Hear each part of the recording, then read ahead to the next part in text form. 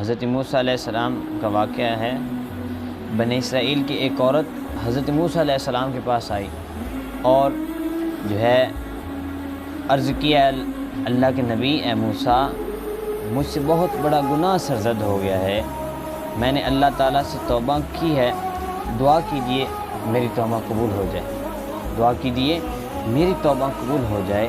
حضرت موسیٰ نے پوچھا کہ تو نے کون سا گناہ سرزد، تو اس سے کون سا گناہ سرزد ہو گیا ہے؟ تو کہنے لگی کہ میں نے زنا کیا اور اس سے ایک بچہ پیدا ہوا اور میں نے اس کو بھی قتل کر دیا۔ تو حضرت موسیٰ فرمانے لگے، اے فاسقہ و فاجرہ عورت، اے فاسقہ و فاجرہ عورت، یہاں سے اٹھ جا اور چلی جا، کہیں تیری وجہ سے لوگوں پر آگ نازل نہ ہونے لگ جائے اور وہ اس آگ سے جل جائیں۔ وہ عورت پریشان ہو کر چلی جاتی ہے۔ حضرت جبرائیل آ جاتے ہیں حضرت موسیٰ کے پاس، عرض کرتے ہیں کہ آپ نے اس توبہ کرنے والی عورت کو کیوں بھیجا؟ کیا آپ نے اس سے بڑھ کر گناہگار کو نہیں دیکھا؟ یعنی کہ قتل کرنے والا قتل بھی کیا ہو اور زنا بھی کیا ہو، اس سے بڑھ کر حضرت موسیٰ پریشان ہو گئے کہ اس سے بڑھ کر بھی کوئی گناہگار ہو سکتا ہے۔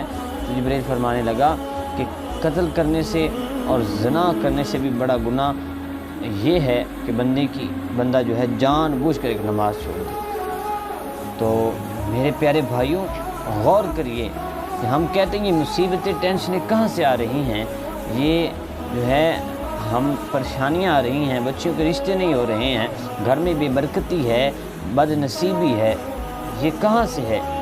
ہم کہتے ہیں ہم تو کوئی گناہ نہیں کرتے، ہم زنا قتل نہیں کرتے، چوری ڈکیتی نہیں کرتے ہیں، لیکن پھر یہ کہاں سے آ رہی ہیں؟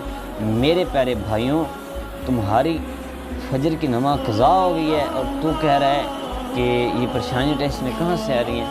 تو نے عشاء کی نماز جان بوجھ کر چھوڑ دی اور تو کہہ رہا ہے یہ پریشانیاں ٹینشنیں کہاں سے آ رہی ہیں؟ تو اس لیے دین کے نزدیک ہو جائیں، دین سے دوری جو ہے یہ اچھی نہیں ہے۔